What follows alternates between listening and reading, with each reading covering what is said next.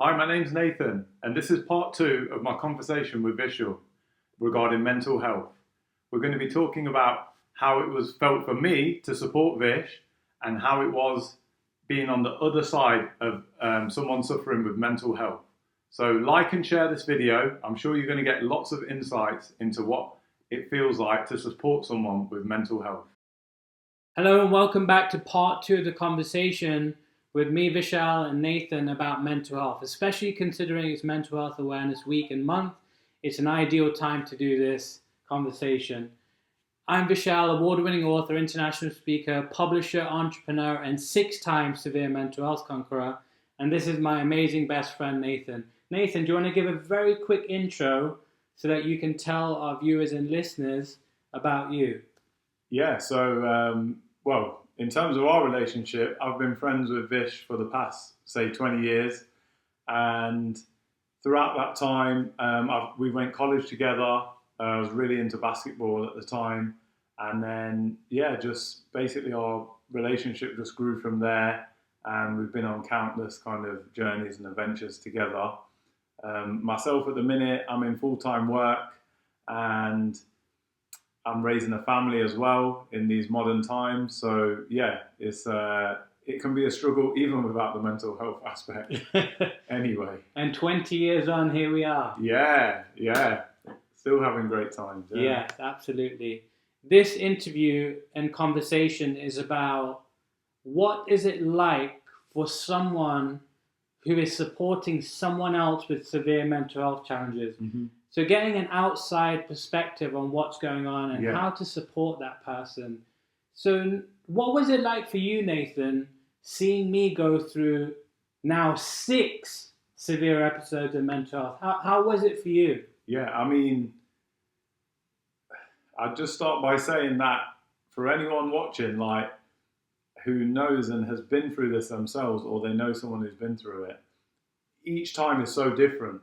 So even though you count it as 6, it feels like a new experience is happening again. It's a bit like going on holiday. Just because you've been on holiday, you still don't know what to expect the next time you go somewhere. So I feel like it's difficult for myself because it's hard to relate. And it's hard to comprehend that your friend is going through something that you see on TV, for example. Like, the whole kind of trend of today is like depression, anxiety, mental health. But I genuinely feel like for people not going through it, they have a difficult time still understanding it. They might hear it in the headlines, but they don't always understand what's going on. And to my own friend, I was like, wow, is this really happening? Like, it's not happening to me as well, so it feels a bit surreal. But obviously I knew at a certain point, it's almost like, if I say it in a way to describe things, how they feel for someone supporting is like, it's hard to put yourself in your shoes.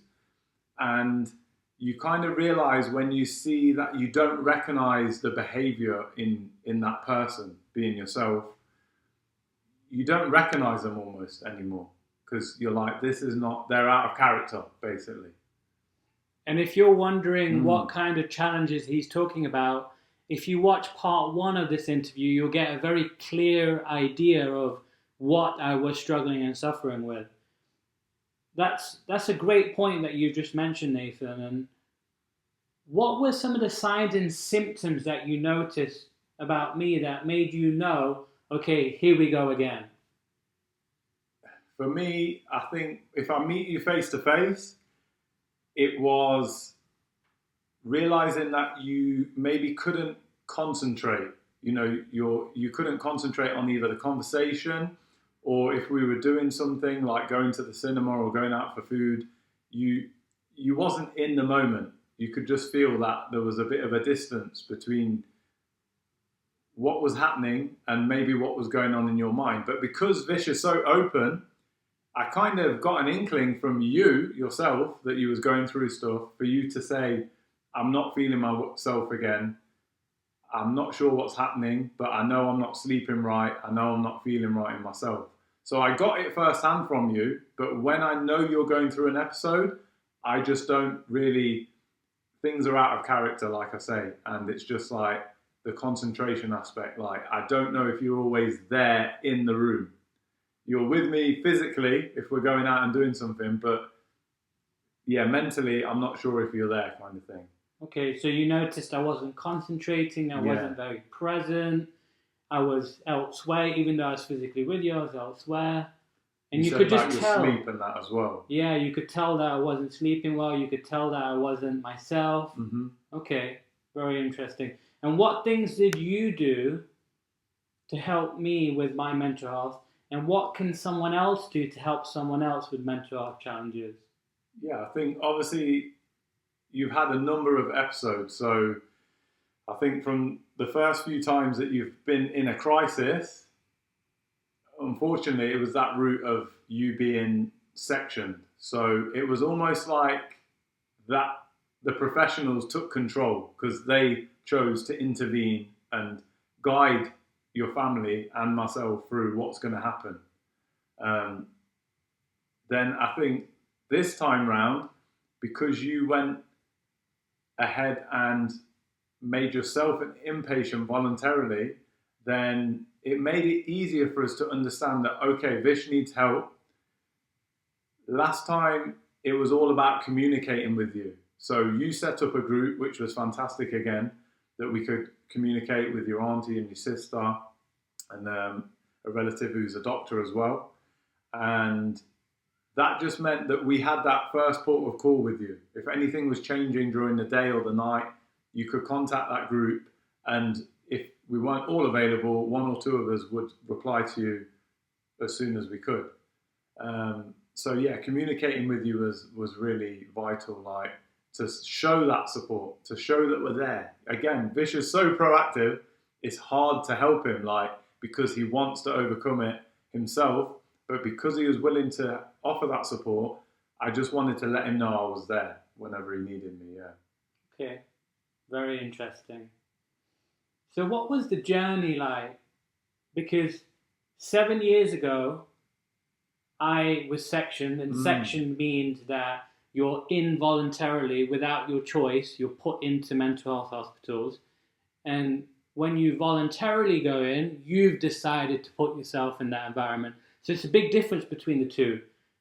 What was the whole journey like? Because it wasn't just, oh, I showed up and I'm in a mental health hospital. Yeah. From your perspective, what was going on? How was the journey? The first time? Yeah, compared to this time. I feel like I say, it was less immediate with you like voluntarily going in, but also probably knowing that you're quite frustrated about, I know you would have felt this, and it's important, I think people hear that you feel you don't want to rely on people and you don't want to be a burden on people. Like, I just feel, not just Vish, I mean people suffering mental health, like they feel like they don't want to bother people with their issues. And you being so open, I felt that meant that we could be there for you and we could try and guide you with our opinions and our thoughts as you divulged what you was going through.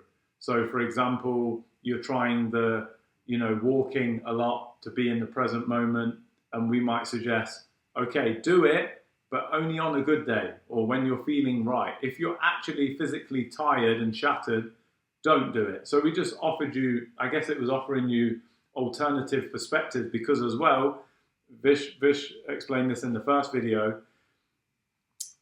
every interaction, be it even the TV or the people you know and love, there's a little bit of like paranoia of like, are they really who they are? And have they got my best interests?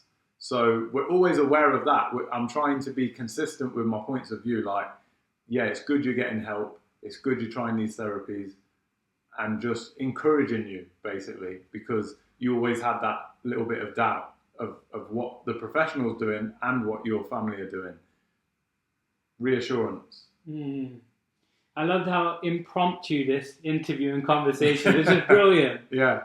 Were there times where you would have private conversations with family members and other people where I wasn't involved? And how did that go, if it was the case? More so the first time that you went in and you were sectioned, but as you've had these other episodes, we feel to speak to you more directly. You know, initially when you've been sectioned and you've gone in against your will, obviously we're talking because you're kind of there in that moment in the mental health hospital, and we're on the outside. And we're also trying to support each other to say, I want to reassure your family, you're going to be okay, like you're going to get better, and they just want you back, do you know what I mean, back to the normal Vish. So I think, yeah, this time it was a lot easier to kind of be there and just talk to you directly. The odd conversation, just to check that we're on the same wavelength with your auntie and your sister and your mum and dad, to just say, do you agree if I say this to Vish? Do you agree that's a good idea? Not to say that you can't make that decision, but just to check that what you're saying is correct. Yeah, because at the time I wasn't making rational decisions or logical decisions. Yeah, so that was good, just to have that reassuring kind of interaction away from the group, to just talk to each other and support each other. Because like you're saying, we're having this part 2 of what it's like for me to support you. That's what it felt like. Like I needed a bit of support as well as you. And I think, as well, your family felt that way, that they would need support, because it's difficult, yeah. And it's hard to say that to you. So that's why you have them conversations away, because you don't want to tell the person that's going through it that it's difficult for you, because they've already got so much to deal with. And they know that they don't want to bother you or burden you. But you don't ever feel like that. You know, you're my best friend, and, you know, for your family, you're a son and a brother, like, and a nephew. They don't feel like that at all, but they just need some support themselves, because you get kind of to the end of you exhaust your kind of options of what do I say next? How do I help out more? And you don't always need to help. You mentioned in the first one, just being there is enough. You know, if you say, anytime you need to text or call me, I'm here, that was probably enough. So the first time I was on one of the episodes, the first time I was admitted into hospital against my will, you were all talking a bit more about what was going on, and in a bit more communication without me knowing. Yes. But this time round, because I voluntarily decided to go in, it was more direct. You were communicating more directly with what was going on. Yeah, we just kept you in the loop. Because we know that paranoia is not supported if you think, well, how did Nathan know that? He must have spoke to my auntie. Why would we need to do that? Okay. So we just all divulge it in the group. Therefore, I'm hearing it from your auntie as you're hearing it most of the time, unless we were unsure with what we were saying. Okay. Yeah. So what were some of the things that you and my family did practically to support me, so that our viewers and listeners, they can take that away and maybe apply some of those things to the people they're supporting with mental health challenges? Yeah. Because we're talking about, there was a pandemic with COVID, but the real pandemic, I think, is mental health, mental health challenges. Definitely. So what would you say? I would say, be there for the person. Let them know that you're there, and actually be there for them. And not just that, don't just let them communicate to you whenever they're feeling bad. Take it upon yourself to regularly contact them randomly throughout the day or the week, just to say, how are you doing today? How are you feeling? Because how I understood it, not knowing going through it, is that if you are in your worst moment, you probably don't want to communicate. Like, you're not motivated to reach out sometimes. So if I can reach out in them moments you're not feeling as great, that is a kind of pick me up in a little way to say, we're here. And not only that, even when you're not asking for help, I just want to see how you're doing. So always reach out to people and keep checking in with them. Yeah, definitely. After that, I would say, for me and you personally, obviously with each individual supporting you within your family, for us personally, it was meeting up regularly, like face to face. Because again, through a text, through a call, you can't always get a grasp of what someone's going through. They can kind of just play along with like, oh, I'm okay. But face to face, you can see how they are. And you mentioned it in the first video, the hygiene part of just getting up, having a shower, doing your teeth, grooming, making your bed, again, if I meet you face to face, I know them things are done. If you just text me, oh yeah, I did that, but you're still lying in your bed, like you can, make it up basically. So again, for anyone out there, it's like get face to face with your relative or your friend or whoever it is that's going through it, because I think there's nothing better than that human connection. And Vish spoke about COVID.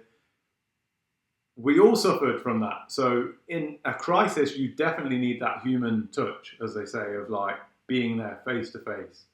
And it got you out as well. It's like a double, it helps you out in two ways. So the two things you said is reaching out regularly, Yes. keeping regular communication. And the second one is, especially if you can, meet up with a person in person. Yes. So that you can get a real feel of what's going on. Yeah. Is there anything else that On you top of do? that, I think encourage, again, for Vish, it wasn't so hard in this particular time because you self-admitted yourself. But I'd say on them first times, it would have been for us being of more clear, focused mind of your family and friends, to encourage you to seek that help sooner. And I think we've always encouraged that aspect of the medication as well and the professional help. Just because it's one avenue, you were always doing things yourself with the therapy, with the exercise, socializing. You were always doing your bit, going for walks, being present. You tried so many things, but at the end of the day, sometimes you just need that angle on top of it, because I feel when I've seen you go through these episodes, it's not one thing and it's not one moment that makes you better. It's like a number of different approaches and angles, and depends how the recovery is going. Do you know what I mean? That actually brings you out of it. It's a gradual thing, and every time is different. So yeah, be patient. Be patient with your relative, with your friend, to know that it might be a bit of a journey. But like I say, encourage them to have that professional help. Encourage them to take the medication if that's what they've decided with their doctor, with their healthcare professional anyway. And I know your family were involved, obviously, in actually going to them meetings. So for myself, because you had that family support, it wasn't necessary for me to be there. But I'd say if you knew a friend that had relatives abroad or not in a different city, maybe I could have accompanied you to them if that's what you wanted. You know what I mean? It depends, again, what the individual wants. And the other thing that I think you did really well was I asked you if you would come and see me once a week, and you made an effort almost every single week whilst I was in hospital to come and see me. Yeah. And you even brought Blake along, your little son. Yeah. My nephew. He's called Yeah. Uncle Vish, yeah. Yeah, I brought him along. Yeah. And I think that was nice because it's normality. Like, I'm going to meet you with my son anyway, just because you're going through a crisis. Again, there's this stigma with mental health that what is Vish going to do? Is he going to run into the road? Is he going to hit someone? Like, no, that's not what's going on. Just because you lose your focus and you feel outside of yourself, it doesn't necessarily mean anything bad is going to happen. Like, it's a lot of it is internal, I feel. So, just treat it as it was a normal get together. My son's here, we're going out, we're going to get food, or we're going for a walk. Like, let's do what we would normally do. So you worked in the ambulance at one point. You were part of the ambulance service, and you saw so many people go through different kind of challenges, and mental health was one of the big ones. Yes. You saw me go through severe mental health challenges, and there was a process to it, in the sense that you were going to people's homes who were in a crisis or had been through a mental health challenge. From an outside perspective, what were the steps that you saw me take to get to a point of being hospitalized? Do you remember all the steps? I feel like there's an element of you that is just, you're almost becoming like burnt out and frustrated. Like, do you know what I mean? Like, I can see it physically and mentally that you're just getting to the end of your, say motivation to actually lift yourself up. Do you know what I mean? So I feel like that was feeling burnt out. Your insomnia was a major one. And then not being able to do your day-to-day things. Do you know what I mean? Like your responsibilities, your business, attending family events. You know, especially for you going abroad and doing your events, I felt like you were quite isolated. Do you know what I mean? So being around people, I felt that that was very important. So the fact that you wanted to be around us this time round was good. You probably didn't feel like being around us, but you made the effort as well. So it was mutual. You know, I came to see you, but you wanted to be seen. You didn't close yourself in and isolate yourself. And I think that that's a recipe for disaster, because you're just in your own thoughts then, and they're going to spiral out of control. So yeah, I think after that, it was just, there was so much acceptance with you this time. It was different. Yeah, I feel like you just, with going in yourself and choosing to be admitted rather than sectioned, it probably made it a little bit less stressful for all of us. Do you know what I mean? Which was nice, because we knew you'd accepted the help. You accepted the help yourself, so you didn't feel you was being held against your will. You know what I mean? It was a decision. It was a decision. I feel that's important. And even when we conversate with you, as someone supporting you, just give your opinion, give your advice, but let that person be in control of their own decision. Do you know what I mean? Let you say what you want to do. I can only offer my opinion, but at the end of the day, you know how you feel inside. So yeah, be gentle with the person. Yeah. Okay. Good.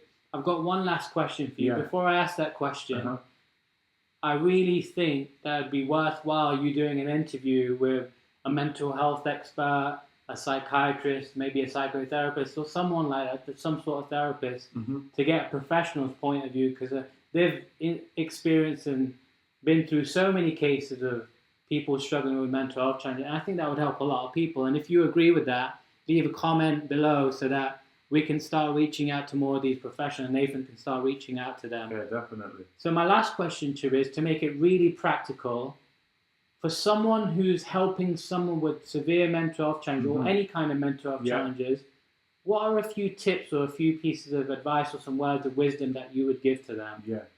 The first bit of advice is listen. Listen to your friend or relative or whoever's going through it. Just listen to what they have to say. Because, again, I feel with mental health, your brain is at a point where it's struggling to process normal, everyday things. And for you to just listen to them, they're getting it off their chest, and maybe by them speaking it out, they understand what they're feeling and what they're going through. Because to say you're down or to say you're having a psychosis, that's not easy. Even for me to say that, is not easy. So for you to say it out into the world and face to face to someone, it's a step. It probably doesn't feel like it. It's like we spoke about the hygiene thing. Just getting out of bed is a step, and just start small and build it up. So mine was, like I say, letting him speak, then maybe offering my advice and my opinion, but also asking questions like, what do you think should happen next? What do you think you should do with how you're feeling? And they can kind of rationalize then what next step to take. So definitely offering the ear. Being there, like I said, physically, offering your advice and opinions, and also speaking to the group, your family, about where they think it should go. So having that extra communication, because they're offering you support as well. So seeking support yourself as a supporter of the person. And finally, I would say a big journey for me, which was separate to probably being around Vish, was looking into it myself. You know, even if it's just Googling it, even I looked at books as well that were other people's accounts of mental health, and even, you know, other YouTube videos to see other experiences, to know what these terms are of being sectioned, psychosis, you know, the medications that you take, the side effects, you know. So again, working in the ambulance service, I knew the route that people should take, but again, we don't want to be looking to force people to do something. They're just recognizing that they're in a crisis. We want to guide them. So definitely the last one would be to guide them and support them through it. Okay, so the first one was listening. Yes, listening. The second one being was there physically. being there physically. Yeah. Third one, offering Your advice and opinions. opinion. Yeah.